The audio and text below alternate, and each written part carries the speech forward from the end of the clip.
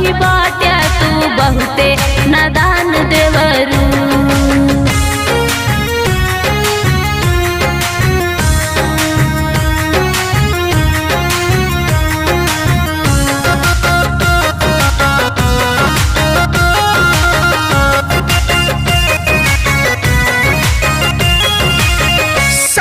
सिखा देहलस हमके मोबाइल, हमरा के जानो